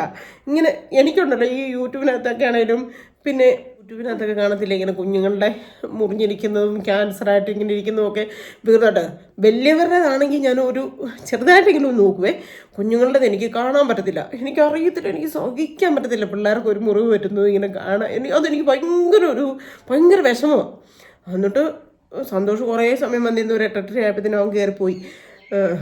പിന്നെ സാരമില്ല കേട്ടോ, പോട്ടെ മോന്, വേദന എടുക്കുമോ, മടി വെച്ചുകൊണ്ടിരിക്കുക സിറ്റോട്ടി എന്നിട്ട് ഇവിടെ എന്നിട്ട് ഗുണാശം എന്നൊക്കെ പറഞ്ഞുകൊണ്ട് അമ്മു നിന്നുകൊണ്ട് പറയുന്നുണ്ട്. എന്നിട്ട് കുറേ സമയം ഇരുന്നിട്ട് പൈസ വല്ലതും ഉണ്ടോടി, പൈസ വല്ലതും വേണോ എന്ന് ചോദിച്ചു. എന്നിട്ട് ഞാൻ പറഞ്ഞില്ല, പൈസ ഉണ്ടായിരുന്നടാ, ഞാൻ പോയിട്ട് വന്ന് എൻ്റെ ഈ പൈസ ഉണ്ടായിരുന്നു എന്നൊക്കെ പറഞ്ഞ് നാളെ ഇനി കൊണ്ടുപോകണോടാ എന്നൊക്കെ പറഞ്ഞു. എന്നിട്ട് ഇവൻ കയറിപ്പോട്ട് പിറ്റേ ദിവസം കൊച്ചുകൊള്ളു പങ്കാളത്തെ അവൻ വീണ്ടും ഇറങ്ങി വന്നപ്പോൾ ഉണ്ടല്ലോ രാത്രി ഒരുപോലെ കണ്ണടച്ചിട്ടില്ല. ഇവൻ ഇഞ്ചക്ഷനൊക്കെ എടുത്തുകൊണ്ട് ഇവൻ ഉറങ്ങി. പക്ഷേ ഇടയ്ക്കിടയ്ക്ക് ഉണരുമ്പോഴത്തേനും ഇവന് വേദനയുണ്ട്. ഒന്നാമത്തേനും മിണ്ടാനും പറ്റത്തില്ല, കണ്ണിലോട്ട് ദയനീയമായിട്ട് നോക്കിയിട്ട് കരയുക, ചുണ്ട് അനക്കണ്ടേ, സംസാരിക്കാൻ പറ്റുന്നില്ല, ഒരു സാധനവും വിശപ്പിന് കൊടുക്കാൻ പറ്റുമോ അതും പറ്റുന്നില്ല. ലാൽട്ടൻ മരിച്ചു കഴിഞ്ഞ് ഞാൻ അത്രയും നൊന്തി ഒരു ദിവസം പിന്നീട് ഇതുവരെ ഉണ്ടായിട്ടില്ല എൻ്റെ ജീവിതത്തിൽ. സത്യം അത്ര ഉരുകി ഒരു ദിവസം എന്നൊന്ന് പേടിച്ചിട്ടേ. അതും ഡോക്ടർ പറഞ്ഞില്ലേ തലച്ചോറിനൊക്കെ കുഴപ്പമാവും, സൂക്ഷിക്കണ്ടെന്നൊക്കെ. രാത്രി മൊത്തം ഉറങ്ങിയിട്ടില്ല. എന്നിട്ട് രാവിലെ സന്തോഷം വീണ്ടും ഇറങ്ങി വന്നു. അന്നേരം പിന്നെ അമ്മയ്ക്ക് പറഞ്ഞ കണക്ക് എന്തോ വയ്യാഴികയോ പനിയോ എന്തോ ആയിട്ടിരിക്കുക. അവിടെ അമ്മയ്ക്ക് പനിയായിട്ടിരിക്കുക. അതിനിടെ ഇറങ്ങി വന്നു കഴിഞ്ഞാൽ പിന്നെ കൊച്ചിന് കിട്ടിയെങ്കിലോ, അതുകൊണ്ട് അമ്മ വരാത്തേ എന്ന് പറഞ്ഞു. പിള്ളേർക്ക് പരീക്ഷയോ എന്നാ, അതുകൊണ്ട് അതുങ്ങളും ഇറങ്ങി വരികയല്ല, 4 മണി കഴിയുമ്പോൾ ഇറങ്ങി വരും എന്ന് പറഞ്ഞു. എന്നിട്ട് അവൻ വന്നു. എൻ്റെ പൊന്നെ സന്തോഷം വന്നിട്ട് ഈ കൊച്ചിൻ്റെ മുഖം കണ്ടിട്ടേ അവനൊരു ഭയങ്കരമായിട്ട് സങ്കടം വന്നിട്ട് ഒരു കരച്ചിൽ. ഒന്നും തിന്നാൻ പറ്റില്ല. എന്നിട്ട് ഇവനൊരു ഉച്ചയായപ്പം വീണ്ടും വന്നു സന്തോഷം. ബന്നോ റൊട്ടിയോ അങ്ങനെ എന്നാണ്ട് കഴിക്കാൻ പറ്റാതെ മയമുള്ള സോഫ്റ്റായിട്ടുള്ള എന്തൊക്കെയോ സാധനവും മേടിച്ചു. ഒരു 500 രൂപയും അവൻ എവിടുന്നോ പോയി മേടിച്ചുകൊണ്ട് വന്ന. അവൻ പിന്നെ വണ്ടിപ്പണി പഠിക്കുമെന്ന് ഞാൻ പറഞ്ഞില്ല. അന്നേരം വണ്ടി ഇതായിട്ടില്ല, അവൻ പഠിച്ച് ജോലി ചെയ്യാൻ തുടങ്ങിയില്ലെന്ന് എനിക്കുന്നത്. അതോ ജോലി ചെയ്യാൻ തുടങ്ങിയോ എനിക്കത് ഓർമ്മയില്ല. എന്നാണേലും ഉച്ചയായപ്പം വീണ്ടും അവൻ കുറേ വന്നും കുറേ എന്നാണ്ട് അങ്ങനെ സോഫ്റ്റ് ആയിട്ട് തന്നെ ഈ കൊഞ്ചെന്നൊക്കെ പറയുന്ന നോക്കുകയുണ്ടല്ലോ പന്നിൻ്റെ മാതിരിയുള്ള സാധനം, അതുമൊക്കെ മേടിച്ച് 500 രൂപയും കൊണ്ട് തന്നു. എന്നിട്ട് പറഞ്ഞു കൊച്ചിനെ വൈകിട്ട് ആശുപത്രി കൊണ്ടുപോകണം കേട്ടോ എന്ന് തോന്നുന്നു. അങ്ങനെ 2-3 ദിവസം ഞാൻ രാത്രി ഉറങ്ങിയില്ല. അത് കഴിഞ്ഞ് പിന്നെ അന്നേരവും മാതാവിൻ്റെ അടുത്ത് കൊണ്ടുപോകും. മാതാവിൻ്റെ അടുത്ത് കൊണ്ടുപോയി തിരി കത്തിച്ച് എൻ്റെ പൊന്നു മാതാവേ മാറ്റിയേക്കണേ എന്നും പറഞ്ഞുകൊണ്ട് ഒരു അബദ്ധവും വരുത്തിയേക്കതേ. ഒന്നാമത്തെ കാര്യം എൻ്റെ കണ്ണിനിങ്ങനെ ചെറിയൊരു ഇത് വന്ന് ഞങ്ങൾ കുറേ ആശുപത്രി കൊണ്ടുപോയതാണ്, ഞാനും കാഞ്ചേറിയാച്ചനും ഒക്കെ. അപ്പോൾ അതൊരു ഭയങ്കര വിഷമമായിരുന്നു. അതൊക്കെ ഒന്ന് മാറി ഓക്കെ ആയി വരുന്നതിനിടയിലാണ് ഇങ്ങനെ ഒരു ഇത്. അതും ശരിക്കും എന്ന് വെച്ചാൽ ശരിക്കും വിഷമിച്ചു. അത് കഴിഞ്ഞ് നമ്മളിങ്ങനെ ഈ അമ്മൂൻ്റെ അതേ കണക്ക് തന്നെ പറ്റിയത്. പക്ഷെ അമ്മൂൻ്റെ പറ്റിയ സമയത്തെന്ന് വെച്ചാൽ എനിക്ക് എന്നെ ഹെൽപ്പ് ചെയ്യാൻ ആൾക്കാരുണ്ടായിരുന്നു. അമ്മൂൻ്റെ പറ്റിയതെന്ന് വെച്ച് കഴിഞ്ഞാൽ ഞാൻ പറഞ്ഞില്ല, ഞാനൊരു വീട്ടിലിങ്ങനെ പണിക്ക് നിന്നു 40 രൂപ ശമ്പളത്തിന് എൻ്റെയും ഞാനും മക്കളുടെയും ചിലവ് കഴിഞ്ഞിട്ട് അങ്ങനെ. അപ്പം തേങ്ങ അവരിട്ട് കൊണ്ടിട്ടേക്കാം മുറ്റത്ത്. അപ്പോൾ ഇവിടെ എന്നെ ചെയ്തു, തേങ്ങയെ പോയി ചവിട്ടുവാ ഞാൻ നോക്കിയപ്പോൾ. അപ്പം ഞാൻ പറഞ്ഞു മോനെ തേങ്ങയെ ചവിട്ടല്ലേ എന്ന് ഞാൻ പറയുന്നുണ്ട്. വീഴും എന്ന് പറയുന്നുണ്ട്. അപ്പം ഞാൻ അടുക്കളക്കകത്ത് എന്തോ ചെയ്തുകൊണ്ടിരിക്കുക, പണി ചെയ്യുക. അന്നേരം വീണ്ടും ഇവള് സർക്കസ് കാണിച്ച് 2 കാലൂടെ തേങ്ങയിലോട്ട് കയറ്റി വെച്ചു. തേങ്ങ കൊണ്ടങ്ങ് പോയി മൂക്കും കുത്തി വീണ് ഒരു വലിയ പകുതി വെച്ച് അങ്ങ് ഒടിഞ്ഞു പോയി. ഇത് മോൾക്ക് തന്നെ ചോരയെല്ലാം കൂടെ വന്നു. പക്ഷെ അവൻ്റെ അത്രയും സീരിയസ് ആയില്ല. എന്നിട്ട് പിന്നെ അന്നേരം ചേച്ചിയും ചേട്ടനും അവിടുത്തെ വീട്ടിലെ ചേച്ചിയും ചേട്ടനും ഒക്കെ ഉണ്ടോ, അവരെല്ലാം ഞാനും നിങ്ങൾ 3 കൂടെ ഓട്ടോ വിളിച്ച് ആശുപത്രി കൊണ്ടുപോയി. അന്നും ആ ഡോക്ടർ കളിയാക്കി, സിന്ധുവിൻ്റെ മക്കൾക്ക് 2നും പല്ലിങ്ങനെ ആവണമെന്നുണ്ടോന്ന്. അത് കഴിഞ്ഞിട്ട് പിന്നീടായപ്പോഴത്തേന് ഈ പല്ലിനങ്ങ് കേടായി. നല്ല മുത്തുമാരിയുള്ള നല്ല പല്ലായിരുന്നു 2 പേരുടെയും, ഒരു കേടും ഇല്ലാതെ. അതിനാലും ഞാൻ എല്ലാ ദിവസവും രാവിലെ ബ്രഷ് ഇട്ടും വൈകിട്ട് കൈ വെച്ച് ഞാൻ തേപ്പിക്കുമായിരുന്നു. ഒരു കേടോ കാര്യങ്ങളോ ഒന്നുമില്ലായിരുന്നു. അത് കഴിഞ്ഞ് ഈ മരുന്നൊക്കെ കഴിക്കുക ഇങ്ങനെ ഇതൊക്കെ ആയി കഴിഞ്ഞപ്പോൾ പുഴുപ്പല്ലായി. പിന്നെ വേദനയാണ്. ഒരു 5-8 വയസ്സ് വരെ ഞാൻ 6-7 വയസ്സ് വരെയൊക്കെ ഞാൻ ശരിക്കും ഇങ്ങനെ അനുഭവിച്ചു മക്കളെ കൊണ്ട്. ശരിക്കും കഷ്ടപ്പെട്ടു. അതൊക്കെയാ ജീവിതത്തിലെ നരകം. ശരിക്കും ആൾക്കാരെ അടിക്കുക വെച്ചിട്ട് എൻ്റെ ശരീരത്തിനയക്കുന്നത് അത് നമുക്കങ്ങ് സഹിക്കും. പക്ഷെ നമ്മുടെ മക്കൾക്ക് ഇങ്ങനെ എന്തെങ്കിലും വയ്യാഴി വരുമ്പോണ്ടല്ലോ നമുക്കത് സഹിക്കാൻ പറ്റത്തില്ല. ഒരു കുഞ്ഞുറുമ്പ് കടിച്ചെന്ന് പറഞ്ഞാൽ തടിച്ചുകൊണ്ട് വന്നു കഴിഞ്ഞാൽ നമുക്ക് നമ്മുടെ ചങ്കിനകത്ത് സത്യം അങ്ങ് എല്ലാ അച്ഛനമ്മമാർക്കും അങ്ങനെ ആയിരിക്കും അല്ലേ. എനിക്ക് ഭയങ്കര ഈ പിള്ളേർ അന്ന് ഞാനിപ്പോൾ തെറ്റൊക്കെ കണ്ടാൽ ഞാനൊരു അടിയൊക്കെ കൊടുക്കുമെന്ന് വെച്ചോ, എന്നിട്ട് എനിക്ക് രാത്രി ഉറക്കം വരത്തില്ല. ഞാൻ പോയി തൂത്ത് കൊടുത്തത് നിങ്ങൾ ഉറങ്ങി കഴിയുമ്പം തൂത്ത് കൊടുത്ത് ഉമ്മ കൊടുത്ത് തല ഓടിക്കൊഴിക്കും. അപ്പോൾ എൻ്റെ ചാച്ചൻ പറയും, അവൾ അടിയും കൊടുത്തിട്ട് ഇപ്പോൾ ഉമ്മ കൊടുക്കാനിരിക്കുന്നത്, എന്നിട്ട് ഓടി അവിടുന്ന് എന്നിട്ട് ഇരുന്ന് കരയും. ഞാൻ അന്നേരത്തേക്കും എന്നിട്ട് ഇരുന്ന് മോങ്ങുന്നവള് എന്നും പറഞ്ഞുകൊണ്ട് ചാച്ചനെ വഴക്ക് പറയുമായിരുന്നു. എന്ന് പറഞ്ഞുകൊണ്ട് ഈ പിള്ളേർക്ക് എന്തെങ്കിലും വരുന്നത് നമുക്ക് സഹിക്കാൻ പറ്റത്തില്ലാത്തൊരു കാര്യമായിരുന്നു. അത് കഴിഞ്ഞ് പിന്നെ കൂടെ പല്ലുവേദനയാണ്. ഞാൻ പറഞ്ഞില്ലേ, ഞാനുണ്ടല്ലോ എത്ര നിവർത്തിയില്ലെന്ന് പറഞ്ഞാലും കുഞ്ഞുങ്ങൾക്ക് ആരോഗ്യവും ഗുണകരമായിട്ടുള്ള ഭക്ഷണം കൊടുക്കുമായിരുന്നു. നെയ്യ് മേടിച്ച് വെക്കും, ഒരു കുപ്പിയൊക്കെ നെയ്യ് മേടിച്ച് വെക്കും. എന്നിട്ട് കടുക് താളിച്ച് ഉള്ളിയും അല്ലെ വെളുത്തുള്ളിയും ഒക്കെ ഇട്ടിട്ട് കൊടുക്കും. ആ ചോറ് തിന്നാൻ ആങ്ങളയ്ക്കും പെങ്ങൾക്കും ഇഷ്ടമാണ്. പിന്നെ പാൽ 1 ദിവസം മുടങ്ങാതെ മേടിച്ച് കൊടുക്കും, മുട്ട കൊടുക്കും, അങ്ങനെ ഏത്തപ്പഴം മേടിച്ച് കൊടുക്കും. അങ്ങനെ ഈ വേണ്ട സാധനങ്ങൾ ആരോഗ്യപ്രദമായിട്ടുള്ളത് മേടിച്ച് കൊടുക്കും. ഒരു പനി പിടിച്ചോ അല്ലെങ്കിൽ പിന്നെ അങ്ങനെ വേറുള്ള അസുഖങ്ങൾ, ചിലർക്കൊക്കെ മുണ്ടുനീരോ ചിലർക്കൊക്കെ അങ്ങനെ ഇങ്ങനെ ഓരോ അസുഖങ്ങൾ വന്ന് ആശുപത്രി പിള്ളേരെ കൊണ്ടുവന്നത്. എൻ്റെ കുഞ്ഞുങ്ങൾക്ക് 2 അങ്ങനെ ഒന്നും വന്നിട്ടില്ല. എൻ്റെ പിള്ളേർക്ക് 2 ഈ പല്ലിൻ്റെ പ്രശ്നം വന്നിട്ട് പിന്നെ പല്ലുവേദന വന്നിട്ടുണ്ട്. അതാ ഞാൻ പറഞ്ഞ ഇമ്മ്യൂണിറ്റി പവർ കുറഞ്ഞിട്ട് ഒരസുഖം വന്നിട്ടില്ല. അല്ലാതെ ഇങ്ങനെ വരുത്തി വെച്ചുള്ള കാര്യങ്ങളൊക്കെ ഉള്ളൂ. അങ്ങനെ ഒരു ദിവസം ഞാൻ പറഞ്ഞില്ലേ, ഞാനൊരു വീട്ടിൽ നിന്ന് പണി ചെയ്ത് ആ വീട്ടിലെ ചേച്ചിയുടെ അനിയത്തിക്കുട്ടിയുടെ കല്യാണം. അവർ നെടുങ്കണ്ടങ്കാരാട്ടോ. നെടുങ്കണ്ടത് മറ്റേ നമ്മുടെ മെഡിക്കൽ ട്രസ്റ്റിൻ്റെ ആ പ്രദേശം, ആ ഒരു വളവ് ഫുൾ അവർ അങ്ങ് തോഴ വരെ തോടിൻ്റെ അവിടെ വരെ അവരുടെ സ്ഥലമാണ്. ഭയങ്കര കാശുകാരായിരുന്നു. എന്നിട്ട് പിന്നെ അവിടുത്തെ ഒരു പെണ്ണിൻ്റെ കല്യാണം. അപ്പോഴത്തേനും അവിടുത്തെ ആ ചേച്ചിക്ക് 2 ആങ്ങളമാരായിരുന്നു ഞാൻ ജോലിക്ക് ചെയ്ത വീട്ടിലെ, ജെയിംസ് ചേട്ടനും റേസ് ചേട്ടനും. അവർ 2 പേരും എന്നെയും എൻ്റെ മക്കളെയും ഭയങ്കര ഇഷ്ടമായിരുന്നു. ഞാൻ ആ കുഞ്ഞുങ്ങളെ ഈ ചേച്ചീനെയൊക്കെ അതേപോലൊക്കെ നോക്കുന്നേ, അതുകൊണ്ട് ഭയങ്കര ഇഷ്ടമായിരുന്നു. എന്നിട്ട് പറഞ്ഞ് സിന്ധുവിനെയും പിള്ളേരെയും കൊണ്ടുവന്നേക്കണം കേട്ടോ. അപ്പോൾ ചേച്ചിയൊക്കെ ഒരു 3-4 ദിവസം മുമ്പേ പോകും. അപ്പോഴേ സിന്ധുവിനെയും പിള്ളേരെയും കൊണ്ടുവന്നേക്കണമെന്ന് പറഞ്ഞു. അപ്പോഴത്തേക്കും ഞാൻ പറഞ്ഞു 3-4 ദിവസമൊന്നും വന്നിക്കാൻ പറ്റത്തില്ല, അത് പറ്റത്തില്ല, ചാച്ചൻ തന്നെ ഉള്ളൂ വീട്ടിൽ. അപ്പം നമ്മൾ അപ്പുറത്തോട്ട് മാറി അവരുടെ വീട്ടിൽ നിൽക്കുമ്പോഴല്ല. അപ്പോൾ ഞാൻ പറഞ്ഞു 2-3 ദിവസം ഒന്നും വരാൻ പറ്റത്തില്ല, ഞാൻ നോക്കട്ടെ, കല്യാണ സമയത്ത് ഞാൻ വരാമെന്ന്. പക്ഷേ ബസ്സിൽ കയറി വരുമ്പോഴത്തേനും ഛർദ്ദിക്കും ഈ പിള്ളേർ, അതാ ഞാനും ഛർദ്ദിക്കും, നോക്കട്ടെ എന്ന് പറഞ്ഞു. എന്നിട്ട് ഈ ജെയിംസ് ചേട്ടൻ എന്നാണെന്നറിയോ, 3 ദിവസം കല്യാണത്തിന് 3 ദിവസം മുമ്പേ ജീപ്പുമായിട്ട് വന്നു. അവർക്ക് വണ്ടിയൊക്കെ ഉണ്ട്, ജീപ്പുമായിട്ട് വന്ന് ഞങ്ങളെയും കൊണ്ടുപോയി. എന്നിട്ട് പിള്ളേർക്ക് പോയ വഴിക്കൊക്കെ ഐസ്ക്രീമോ ഇതിനോടെല്ലാം മേടിച്ചു കൊടുത്തു. ഞാൻ നിൽക്കുന്ന വീട്ടിൽ ചേച്ചിക്ക് 2 മക്കളുണ്ട്, വലിയ 10ാം ക്ലാസ്സിലും 7ലും അന്ന് അവർ പഠിക്കുന്നത്. ആ കുഞ്ഞുങ്ങൾക്ക് കൊടുക്കുന്ന കണക്ക് എൻ്റെ കുഞ്ഞുങ്ങളെയും പുന്നരിച്ച്, എന്നിട്ട് ജെയിംസ് അങ്കിളെ എന്നെ വണ്ടി ഒന്ന് ഓടിപ്പിക്കാമോ? അപ്പം അവനെ മടിയിലെടുത്ത് വെച്ച് ജീപ്പ് ഓടിച്ചുകൊണ്ടൊക്കെ പോയി. അത്രയ്ക്ക് കാര്യമായിട്ട് കൊണ്ടുപോയി, അവരുടെ വീട്ടിൽ കൊണ്ടുപോയി. 3 ദിവസം പിന്നെ അവരുടെ വീട്ടിൽ നിൽക്കുക. അപ്പോഴത്തേക്കും നമ്മുടെ ഇവിടുന്ന് പപ്പാച്ചിയൊക്കെ അവിടെ കോക്കിയായിട്ട് വന്നേക്കുന്നത്. പപ്പാച്ചി ചിക്കൻ വറക്കും, വൈകിട്ട് ചിക്കൻ വറക്കും. അപ്പം ഞങ്ങളൊക്കെ സവോളൊക്കെ അരിഞ്ഞു കൊടുക്കണേ. അപ്പോഴത്തേക്കും ചിക്കൻ വറുത്തപ്പോൾ ഈ പിള്ളേർക്ക് 2നും ചിക്കൻ പീസ് എല്ലാവർക്കും, അവിടെയുള്ള കുഞ്ഞുങ്ങൾക്ക് എല്ലാവർക്കും ഓരോ 4 പീസ് കൊടുത്തു. ഇവർ കടിച്ച് പറിച്ച് തിന്ന് ഇവർക്ക് 2നും പല്ലുവേദനയായി. എൻ്റെ പൊന്നെ, എനിക്കറിയത്തില്ല വേദന. അപ്പം പിറ്റേ ദിവസം ആയപ്പോഴത്തേനും നല്ല വേദനയായി. അവൻ്റെ മുഖം ഇത്രയും വീർത്ത് ഇങ്ങനെ ഇരിക്കുക. ലാസ്റ്റ് അന്നേരം ജെയിംസ് ചേട്ടൻ പറഞ്ഞു, ഇവിടെ പിള്ളേരുടെ പല്ലെടുക്കുന്നതും പല്ല് വേദനയ്ക്കൊക്കെ ഉള്ളൊരു ഡോക്ടറുണ്ട്, നമുക്ക് അവിടെ കൊണ്ട് കാണിക്കാമെന്ന് പറഞ്ഞുകൊണ്ട് അവിടെ കൊണ്ട് കാണിച്ചു. ചേച്ചി ജെയിംസ് ചേട്ടനോട് വന്ന് ആ ആശുപത്രി കൊണ്ട് കാണിച്ചു. ആശുപത്രി കൊണ്ട് കാണിച്ച് പിന്നെ മരുന്നൊക്കെ തന്ന് അങ്ങനെ പിന്നെ ഈ പല്ലിന് വേദന വരുമ്പോൾ മൊത്തം കൊണ്ടുപോകുന്ന നെടുങ്കണ്ടത്ത് ആശുപത്രിയിലായിരുന്നു. അതൊന്നുമല്ല ഇതിനകത്ത് ടെസ്റ്റ് വേറെയാ. എന്നിട്ട് ഞങ്ങൾ രാത്രി പിറ്റേ ദിവസം രാവിലെ കല്യാണമാണ്.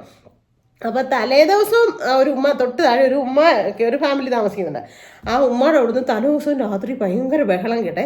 അപ്പോൾ എനിക്ക് ഈ അടിയിടിയും കാർച്ചയും ഒച്ചയും കേൾക്കുമ്പോൾ അത് കഴിഞ്ഞ് പിന്നെ ഒരു ഭയങ്കര പേടിയാണ്, നമ്മൾ അനുഭവിച്ചതല്ലേ. അതുകൊണ്ട് എനിക്ക് കാർച്ചയും ബഹളവും വഴക്കും കേൾക്കുന്നത് എനിക്ക് ഭയങ്കര ഒരു ബുദ്ധിമുട്ടാണ്. അപ്പം ഞാൻ മേരിക്കുട്ടി ചോദിച്ചോട് ചേച്ചി എന്തിനാ ചേച്ചി ആ താഴെ അത്രയും വേണം? ആ ഉമ്മായിക്കോട്ടും പിള്ളേർക്കോട്ടും എന്നും ആ ചേട്ടൻ കള്ളം കുടിച്ചിട്ട് വന്നിട്ട് അടിയാസം തോന്നുന്നു. അപ്പോൾ എനിക്ക് ഭയങ്കര സങ്കടമായി. പിറ്റേ ദിവസം ഈ ചേച്ചിയുണ്ട് ഞങ്ങളുടെ കൂടെ അരിയാനായിട്ട്. അപ്പോൾ കയറി വന്നപ്പോൾ ഞാൻ ചോദിച്ചു, ഉമ്മ എന്തിനാ ഇതിനൊക്കെ വഴക്കുണ്ടാക്കിയത്? അതൊന്നും അതാ മോളെ, എന്നെ ചെയ്യണ വർഷം ഇത്രയായി, പിള്ളേർ ഇത്ര അറിവായില്ലേ, ഇപ്പോഴും എന്നെ പൂണിച്ച് നിർത്തിയിടിക്കും, ഒരു രക്ഷയില്ലെന്നൊക്കെ പറഞ്ഞു. അപ്പോൾ പപ്പാച്ചി ഇരിക്കുന്നു, അവിടെ കുറേ ചേട്ടന്മാരുണ്ട്, ഇവരെല്ലാവരും ചിക്കൻ വറക്കുന്നു, അങ്ങനെ ഓരോരോ പരിപാടികൾ ചെയ്തുകൊണ്ട് നിൽക്കുക. പന്തലിനകത്ത് ഈ കലവറയ്ക്കകത്താണേ. അപ്പോഴത്തേനും ഞാൻ പറഞ്ഞു, ഉമ്മയോട് ഞാനൊരു കാര്യം പറഞ്ഞുതരാം, അതേപോലെ ഉമ്മ ചെയ്യുവാണെങ്കിൽ ആ ചേട്ടൻ നന്നാവും എന്ന് പറഞ്ഞു. എന്നാ ഓച്ചെന്ന് ചോദിച്ചു. ഇന്ന് പൂസായിട്ട് വരുവാണെങ്കിൽ പുള്ളീനെ എന്നാ ചെയ്യണമെന്ന് ചോദിച്ചാൽ എങ്ങനെയും ഉന്തി മറിച്ചിടണം. വള്ളിമാരെയാ പുള്ളി ഇരിക്കുന്നേ, ഉമ്മ ഇത്ര ഉണ്ട്, എങ്ങനെയും പുള്ളിയെ മറിച്ചിടണം. മറിച്ച് ചെയ്തിട്ട് ഒന്നും നോക്കരുത്, നേരെ കയറി പുറത്ത് കവച്ച് കുത്തി അങ്ങോട്ട് ഇരിക്കണം. ഇരുന്നിട്ട് അങ്ങോട്ട് പെരുമാറിക്കൊള്ളണം എന്ന് പറഞ്ഞു. ഇടിയെന്ന് വെച്ചാൽ സൂപ്പർ ഇടിയായിരിക്കണം കൊടുക്കുന്നത്. പുള്ളിക്ക് അനങ്ങാനോ എണീക്കാനോ എണീറ്റിട്ട് നിങ്ങളെ മറിച്ചിടാനോ സമ്മതിക്കരുത്, അതിനുള്ള അവസരം കൊടുക്കരുതെന്നോ. ഉമ്മ ചോദിച്ചാൽ അന്നേരം പിന്നെ എണീറ്റ് അടിക്കും. അതിനുള്ള അവസരം കൊടുക്കരുത് ഉമ്മ, പുറത്ത് കയറി ഇരുന്നിട്ട് ഇടിച്ചോണം. ഇവന്മാരെ നൊമ്പരം ഒന്ന് അറിയിക്കണം, നമുക്ക് ഇതേപോണക്കാ നൊമ്പരം ഒരു പ്രാവശ്യം അറിയിച്ച് കഴിഞ്ഞാൽ പിന്നെ ഇവന്മാർ ചെയ്തില്ല ഉമ്മ എന്നൊക്കെ ഞാൻ പറഞ്ഞു. എൻ്റെ പൊന്നെ, അന്നും ഇതേപോണക്ക് തന്നെ ആ ചേട്ടൻ പൂസായിട്ട് വന്നു. ഞാൻ പറഞ്ഞതിലുപരിയായിട്ട് ഉമ്മ അത് തന്നെ ചെയ്ത്. ഉമ്മ എന്നെ ഇത് മറിച്ചിട്ടിട്ട് ഉമ്മ കിണ്ടലിയാക്ക് വരെയായിരിക്കുന്നേ. പുള്ളീനെ പുറത്ത് കയറിയതിട്ട് ഇടിയാക്കി തുടങ്ങി. എന്നും ആ മക്കൾ കയറുന്നത് അയ്യോ വാപ്പാ ഞങ്ങളുടെ ഉമ്മയെ അടിക്കല്ലേത്. പക്ഷെ ഇന്ന് കാരണം എങ്ങനെ അറിയാം, അയ്യോ ഉമ്മ ഞങ്ങളുടെ വാപ്പായെ കൊല്ലല്ലേത്. ലാസ്റ്റ് ജെയിംസ് ചേട്ടനൊക്കെ പറഞ്ഞു താഴെ വേറെ ബഹളോ അത് പറഞ്ഞുകൊണ്ട് ഇവരെല്ലാം ഇറങ്ങി ചെന്നപ്പോൾ ഉമ്മ പുറത്ത് കയറിയിരുന്ന് ഇടിക്കുക. പിന്നെ ഇവരെല്ലാം കൂടെ എണീപ്പിച്ചിട്ട് പറഞ്ഞു ഇനി മേലെ പുള്ളിക്കാരത്തേക്കിട്ട് അടിക്കരുത്. ഇപ്പം മനസ്സിലായോ മേലെ നൊമ്പരോന്ന്. അത് കഴിഞ്ഞ് പിറ്റേ ദിവസം ഉമ്മ വന്നപ്പോൾ ഞാൻ പറയാം, എൻ്റെ ഉമ്മ പുള്ളി ചത്തുപോയായിരുന്നല്ലോ, നിങ്ങൾ എന്തിനാ അത്രയും അടിയിടിയും കൊടുത്തതെന്ന് ചോദിച്ചു. അത് ശരി, നീയല്ലേ എനിക്ക് പറഞ്ഞു തന്നു. അപ്പോൾ പപ്പാച്ചി എല്ലാവരും കൂടെ കളിയാക്കി. ഇവള് ഒരുത്തൻ്റെ ഇടി അടിച്ച് അതേം കൊണ്ടിട്ട് അവൻ്റെ നേരെ നോക്കാൻ പേടിയായിരുന്നു. ഞങ്ങളൊക്കെ കൂടി അവനെ ആശുപത്രി കൊണ്ടുപോയി തന്ന് അവൻ വിഷം കഴിച്ചപ്പോൾ നേരെ കണ്ണി നോക്കാൻ പേടിയായിട്ടുണ്ടായിരുന്നവളാ വലിയ ഉപദേശം തന്നെ. ഏതായാലും അവൾക്ക് ഇതൊന്നും ചെയ്യാൻ പറ്റിയില്ല, ഒരു കുടുംബമാണ് രക്ഷപ്പെടുത്തി ഇത് പറഞ്ഞു കേട്ടോ. അത് കഴിഞ്ഞ് പിന്നെ വർഷങ്ങൾ കഴിഞ്ഞ് ഞാൻ എൻ്റെ മൂത്ത മകളെയും കൊണ്ട് പ്രസവത്തിനും നെടുങ്കണ്ടം മെഡിക്കൽ ട്രസ്റ്റിലാണ് ചെന്നത്. അപ്പം പ്രസവം ഒക്കെ കഴിഞ്ഞു. അവിടെ 7 ദിവസം 8 ദിവസം കൊണ്ട് കിടക്കണമായിരുന്നു, സർജറി ആയിരുന്നു. അപ്പം ഈ പറഞ്ഞ പോലെ ഞാൻ ഇടയ്ക്കൊരു സമയത്ത് അപ്പം അവിടുത്തെ മോൻ്റെ അമ്മയുണ്ട് ആശുപത്രിയിൽ, ചേട്ടായിയും ഉണ്ട്. അപ്പം ഞാൻ പറഞ്ഞു ഞാനേ അപ്പുറത്ത് റേച്ചേൻ്റെയും ജെയിംസിൻ്റെ ഒക്കെ വീട്ടിൽ വരെ ഒന്ന് പോയിട്ട് വരാൻ ചേട്ടായി എന്നും പറഞ്ഞുകൊണ്ട് ഞാൻ തുണി വിരിച്ചൊക്കെ ഇട്ടിട്ട് രാവിലത്തെ എല്ലാ പണിയെല്ലാം കഴിഞ്ഞു, കൊച്ചിൻ്റെ തുണിയൊക്കെ കഴിക്കൊണ്ട് വിരിച്ചിട്ടിട്ട് ഞാനും ചേട്ടായി ഇങ്ങനെ പുറത്തോട്ട് ഇറങ്ങിയിട്ട് ഞാൻ പറഞ്ഞു നിങ്ങൾ വരുന്നോ ചോദിച്ചു. ഇല്ല ഞാൻ വരുന്നില്ല, നീ പോയിട്ട് വരാൻ പറഞ്ഞു. അപ്പോൾ ഞാൻ ചെന്നിട്ട് അന്നേരം ഉമ്മയെ കണ്ടു കേട്ടോ. ഒരു ഗ്യാസിൻ്റെ ഒരു ഏജൻസിയൊക്കെയാണ് അവിടെ. അപ്പോൾ ആ ഗ്യാസിൻ്റെ ഒക്കെ ഏജൻസിയുടെ അവിടെ നിൽക്കുക ഉമ്മ. അപ്പം ഞാൻ ഉമ്മയെ അറിയോ, എൻ്റെ മോളെ നിന്നെ ഞാൻ ജീവിതത്തിൽ മറക്കത്തില്ല. എന്നാന്ന് ചോദിച്ചാൽ നീയാണ് എൻ്റെ ജീവിതത്തിൽ കാണപ്പെട്ട ദൈവം. കാരണം നല്ലൊരു കാര്യം ഇത്രയും വർഷം ഞാൻ ഇവിടെ കിടന്ന് ഇടികൂടിട്ട് ഈ ജെയിംസോ റെജിയോ ആരും എനിക്ക് ഇത്ര ഒരു നല്ല കാര്യം പറഞ്ഞു തന്നില്ല. നീ പറഞ്ഞു തന്നെ ആ ഒരു കാര്യം ഒരു ദിവസം ചെയ്തോടുകൂടി എൻ്റെ കെട്ടിയോ നന്നായത് പറഞ്ഞു. അപ്പോൾ എനിക്കൊരു സന്തോഷമായി. അതായത് ഈ 4 ഇടി കൊടുത്തതെന്ന് പറഞ്ഞാലും പുള്ളി അതോടുകൂടി ഒതുങ്ങി രക്ഷപ്പെട്ടല്ലോ. അതാണ് ഞാൻ പറയുന്നത്. നമ്മളെ മേൽനൊമ്പരം ഞാൻ ഒരിക്കലും ഞാൻ പറയല ഞാൻ സഹിച്ചു, ഞാൻ അനുഭവിച്ചു, അതുപോലൊക്കെ ആരും അനുഭവിച്ച് കിടക്കണമെന്നോ സഹിച്ച് കിടക്കണമെന്നോ ഞാൻ പറയല. നമ്മൾ പ്രതികരിക്കേണ്ട സമയത്ത് പ്രതികരിക്കുക തന്നെ ചെയ്യണം, തിരുത്തേണ്ട സമയത്ത് നമ്മൾ തിരുത്തുക തന്നെ ചെയ്യണം. അല്ലാണ്ട് നമ്മൾ എടുത്തിയാടി ഒന്ന് വഴക്ക് പറഞ്ഞു അല്ലെ അങ്ങനെ ഇങ്ങനെ നമ്മൾ കെട്ടും കിടക്കെടുത്ത് വീട്ടിലോട്ട് പോകുന്നത് അത് തെറ്റായ ഒരു ഇതാണ്. അതുപോലെ തന്നെ അതിലും വലിയ തെറ്റായിട്ട് ഉള്ള ഇതാണ് സൂയിസൈഡ് ചെയ്യുക എന്നുള്ളത്. അതൊന്നുമല്ല, ഇതിനെല്ലാത്തിനും ഒരു പോംവഴികളുണ്ട്. ഈയിടെയൊക്കെ ഞാൻ യൂട്യൂബിലതുണ്ട്. കഴിഞ്ഞ ദിവസം കോട്ടയംകാരോ കുറുകുന്നത്തോ എവിടെയെങ്കിലും ഒരു സ്ഥലത്ത് യൂട്യൂബർമാർ തന്നെയാണ് പ്രേമിച്ച് കല്യാണം കഴിച്ചതാണ്. ഈ കഴിഞ്ഞ വാലന്റൈൻസ് ഡേക്കും രണ്ടുപേരുടെ എന്നാ പറഞ്ഞത് ചുണ്ടോട് ചൂണ്ടി ചേർത്തും ഹൃദയത്തോട് ഹൃദയം ചേർത്തും ഒക്കെ പിന്നെ ഉമ്മയും ഇതൊക്കെ ഇട്ട് ഫോട്ടോ ഒക്കെ ഇട്ടിരുന്ന രണ്ടുപേരും സൂയിസൈഡ് ചെയ്തു. അപ്പം ഞാൻ ഓർക്കുവാ എൻ്റെ പൊന്നി ഇവരൊക്കെ അപ്പം ജീവിതത്തിൽ അഭിനയമല്ലേ ഇത് മൊത്തം കാണിക്കുന്നത്. അഭിനയിച്ച് ജീവിക്കുന്നവരുടെ ജീവിതമേ ശാശ്വതമാകത്തില്ല. നമുക്ക് ഒരു തരിയെങ്കിലും സ്നേഹം ഉണ്ടെങ്കിൽ നമുക്ക് നമ്മുടെ പങ്കാളിയെ കൊല്ലാനോ അല്ലെങ്കിൽ ഇതൊന്നും ചെയ്യാൻ നമുക്ക് ചാകാനോ ഒന്നും തോന്നത്തില്ല അല്ലേ? എനിക്കറിയില്ല. പക്ഷെ ഞാൻ കുറേ കമൻസും ഒക്കെ കണ്ടു, ഇത്രയും സഹിച്ചിട്ട് സിന്ധുമ്മ എന്തിനാ പിടിച്ച് നിന്ന്, അല്ലെങ്കിൽ സിന്ധുമ്മ ഇട്ടിട്ട് പോകണ്ടായിരുന്നോ, വീട്ടുകാരെന്നാ നോക്കാഞ്ഞെന്നൊക്കെ. പക്ഷേ ഞാൻ അത്രമാത്രം ആ മനുഷ്യനെ ഇപ്പോഴും സ്നേഹിക്കുന്നുണ്ട് ഉള്ളിൻ്റെ ഉള്ളിൽ, സത്യമായിട്ടും. കാരണം നമ്മുടെ ശരീരത്തെ ആദ്യമായിട്ട് തൊട്ട ഒരു മനുഷ്യനാണ്, നമുക്ക് 2 മക്കളെ തന്ന ഒരു മനുഷ്യനാണ്. ഒരിക്കലും ഞാൻ ആ പുള്ളിയെ വെറുക്കത്തില്ല, ഇതുവരെ വെറുത്തിട്ടുമില്ല, വെറുക്കത്തുമില്ല.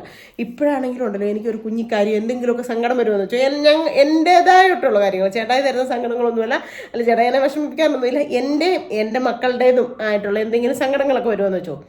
അപ്പോഴേ ഞാൻ മനസ്സിലോർക്കും ഇവിടെ ചേട്ടായാണിയല്ലോ. അപ്പം ഞാൻ മനസ്സിൽ പ്രാർത്ഥിക്കുമ്പോഴൊക്കെ ഞാൻ ഓർക്കും, ഒരാളുടെ ആത്മാവ് ഉണ്ടോ, സ്വർഗത്തിലാണോ നരകത്തിലാണോ, നിങ്ങൾ കേൾക്കുന്നുണ്ടോ എന്നൊന്നും എനിക്കറിയത്തില്ല. നിങ്ങൾ എപ്പോഴും കാവലായിട്ട് തുണയായിട്ട് അവരുടെ ഒപ്പം കാണണേ, അവരെ ഒരാപത്തിലും വീഴിക്കരുതേ, അങ്ങനെയൊക്കെ ഞാൻ ഇപ്പോഴും പ്രാർത്ഥിക്കും, സത്യം.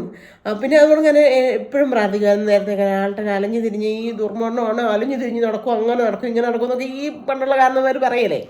ശരിക്കും അതൊന്നും ഇതൊക്കെ ചുമ്മാതെയാണ്. കാരണം നമുക്കൊക്കെ ഒരു എന്നാ പറയുന്നത്, നമ്മുടെ ശ്വാസം നിന്ന് പോയാൽ കഴിഞ്ഞു. നമ്മൾ ബലൂൺ മാതിരിയുള്ളൂ നമ്മുടെ ജീവിതം. ബലൂണിൻ്റെ എയർ പോയി കഴിഞ്ഞാൽ പിന്നെ അതെന്തെങ്കിലും ഉണ്ടോ എന്ന് പറഞ്ഞോൾക്ക് നമ്മുടെ കാറ്റ് പോയി കഴിഞ്ഞാൽ അത്രയേ ഉള്ളൂ. പക്ഷേ പിന്നെ എന്നാ പറയുന്നത്, ആ മരത്തേലിരിക്കും ഈ മരത്തേലിരിക്കും, മരിച്ചു കഴിഞ്ഞാൽ 16 ദിവസം കുഴിയുടെ അവിടെ ഇരിക്കും, പിന്നെ അലഞ്ഞു തിരിഞ്ഞിറക്കും. ഇതൊക്കെ പൊട്ട വിശ്വാസമാണ് എനിക്ക് പറയാനായിട്ടുള്ളൂ, ചുമ്മാ അന്ധവിശ്വാസം അങ്ങനെ അല്ലേ, എനിക്കറിയത്തില്ല. എന്തായാലും അങ്ങനെ ആളുടെ മരിച്ചതിന് ശേഷം ഒരു ദിവസം 1-2 ദിവസം ഞാൻ ഉറങ്ങാതെ വെപ്രാളം പിടിച്ച് സങ്കടപ്പെട്ട് അത്രയും തീരുന്ന എൻ്റെ മകൻ്റെ ഒരു കാര്യത്തിന് ഞാൻ വിഷമിച്ചിട്ടുണ്ട്. പിന്നെ ഞാൻ കാരണം ആ ഉമ്മ രക്ഷപ്പെടുകയും ചെയ്തു. അങ്ങനെ എൻ്റെ ജീവിതത്തിലും ചില നല്ല കാര്യങ്ങളൊക്കെ എനിക്ക് ചെയ്യാൻ പറ്റിയിട്ടുണ്ട്. ഉപദേശ രൂപയുടെ ആണെങ്കിലും ഉമ്മയോട് പറഞ്ഞു കൊടുത്ത്, ഉമ്മ ആ ചേട്ടൻ ഇത് ഇവിടെ എല്ലാം ഉണ്ടല്ലോ, നീ ഒരു സൈസ് കണ്ണീച്ച ഈ മിന്തുമാരി ഏത് വീട്ടിൽ ചെന്നാലും അതെ. ഇങ്ങനെ കരോട്ട് ഞാൻ തൊഴിലുറപ്പിന് കൊണ്ടുവരുന്നപ്പോഴും ഇത് തന്നെ നമ്മുടെ പെരയ്ക്കകത്തോട്ടില്ലായിരുന്നു. ഞാൻ ഇപ്പോൾ കഥക് തുറന്നിട്ടേക്കുക, അതാന്ന് തോന്നുന്നു കണ്ണിൻ്റെ തൊട്ട് ഇങ്ങനെ വരുന്നത്. അതാണ് ഞാൻ ഈ ഇടയ്ക്കിടയ്ക്ക് ഇങ്ങനെ കാണിക്കുന്നത് കേട്ടോ. അപ്പം അങ്ങനെ കുറേ കുഞ്ഞുങ്ങളെ വളർത്തി ഒന്ന് PM മാറ്റാൻ വേണ്ടി ഞാൻ കുറേ അധികം കഷ്ടപ്പെട്ടെന്ന് വെച്ച് കഴിഞ്ഞാൽ ശരിക്കും അതൊക്കെയാണ് ഞാൻ നോക്കിയിട്ട് ജീവിതത്തിൽ ഏറ്റവും നരകിച്ച സമയം, ഏറ്റവും വിഷമിച്ച. ഒരാളുടെ 4 ഇടിയൊക്കെ തന്നിട്ട് പിന്നെ ഒരു തൂക്കലും തലോടലും ഒരു ഉമ്മയൊക്കെ തരുമ്പോൾ നമ്മുടെ വേദന മാറും, സത്യം നമ്മുടെ വിഷമം മാറും. പക്ഷെ അതല്ല, ഒറ്റപ്പെട്ട് നമുക്ക് ആരുമില്ലാതെ നമുക്ക് ജീവിച്ച് മുമ്പോട്ട് പോകണമെങ്കിൽ ഉണ്ടല്ലോ, അതൊരു ഭയങ്കരമായിട്ടുള്ളൊരു ഇത് തന്നെയാണ്. അതൊരു ശകലം ബുദ്ധിമുട്ട് തന്നെയുള്ള കാര്യമാണ്, സത്യം. അങ്ങനെ ആ ബുദ്ധിമുട്ട് സഹിച്ച് നമ്മൾ കയറി വന്നതുകൊണ്ടല്ലോ, ദൈവം നമ്മുടെ കൂടെ എപ്പോഴും തുണയായിട്ട് കാവലായിട്ട് കാണും, സത്യമായിട്ടും. കാരണം അല്ലാണ്ട് നമ്മളന്നേരം തന്നെ എന്നാൽ കുഞ്ഞുങ്ങളെ കൊണ്ട് പോയി ഡാമിൽ ചാടിയേക്കാം, കുഞ്ഞുങ്ങളെയും കൊന്നേക്കാം, ഇനി അവരെ ആരും വളർത്തണ്ട, എൻ്റെ മക്കളല്ലേ, ഞാൻ പ്രസവിച്ച മക്കളല്ലേ, ഞാനും ആ കൂടെ തന്നെ അങ്ങോട്ടും. ഇതൊക്കെ ശരിക്കും ഒരു തരി പോലും ആ കുഞ്ഞുങ്ങളോടോ അല്ലെങ്കിൽ കിട്ടിയവരോടോ ഒക്കെ സ്നേഹമില്ലാത്തവർ ചിന്തിക്കുന്നതെന്ന് ഞാൻ പറയത്തുള്ളൂ. എന്ത് പണി ചെയ്താലും ഇന്നത്തെ കാലത്ത് നമുക്ക് ജീവിക്കാൻ പറ്റും, അന്തസ്വയമാനമായിട്ട്. കഞ്ഞിയും കറിയുമൊക്കെ അറിയാമോ? ശരി, ഒരു അടുക്കള പണിക്ക് പോയാൽ മതിയല്ലോ. അങ്ങനെയാണ് നമുക്ക് അന്തസ്സായിട്ട് ജീവിക്കാൻ പറ്റും. അപ്പം വിദ്യാഭ്യാസവും നല്ല എന്നാ പറയുന്നത് പൈസയും ഒക്കെ ഉള്ളവരൊക്കെ സൂയിസൈഡ് ചെയ്യുന്നത് കാണുമ്പോൾ നമുക്ക് എനിക്ക് ശരിക്കും പുച്ഛം മാത്രമേ ഉള്ളൂ അവരോടൊക്കെ. കാരണം നമുക്ക് ദൈവമായിട്ട് തന്നേക്കുന്ന ഒരു ആയുസ്സും ആരോഗ്യം അല്ലേ, ജീവിതമാണ്. അത് നമുക്ക് എടുക്കാനൊരു അവകാശമില്ല. അതിനകത്തും പരാജയപ്പെട്ട സ്ത്രീയാണ് ഞാൻ. കാരണം നമുക്കതിന് അവകാശമില്ല. എനിക്കിപ്പോൾ ആ നിമിഷം ഓർക്കുമ്പോൾ അറപ്പും വെറുപ്പും പുച്ഛം എന്നോട് തോന്നാറുണ്ട്. എന്തിനാടി പൊട്ടി സിന്ധു നീ അത് ചെയ്യാൻ പോയെന്ന്. കാരണം വേറെ ആർക്കെങ്കിലും എന്തെങ്കിലും പോയോ? ഒന്നും പോയില്ല. എനിക്ക് ശ്വാസം മുട്ടലായി, എൻ്റെ തലമുടി മൊത്തം ധരിച്ചു. അതാണ് ഞാൻ അങ്ങനത്തെ ഒരു പരിപാടി ചെയ്യാൻ പോയതുകൊണ്ട് പറ്റുന്നത്. അതൊക്കെ ഞാൻ വരുന്ന ദിവസങ്ങളിൽ പറയാം. അപ്പോൾ എന്തായാലും ഇന്നത്തെ ഇത് ഇവിടെ വെച്ച് നിർത്താം അല്ലേ, അല്ലെങ്കിൽ ഒത്തിരി ലെങ്തായി പോയി കഴിഞ്ഞാൽ നിങ്ങൾക്കും ബോറാകും. അപ്പം അടുത്ത ഭാഗമായിട്ട് വരുന്നതോടെ പറയാം എല്ലാവർക്കും ടാറ്റാ.